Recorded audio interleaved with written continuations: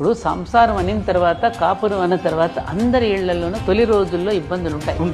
ముక్కు మొహం కూడా ఎరగనటువంటి వాళ్ళకి ఇచ్చి పెళ్లిళ్ళు చేశారండి.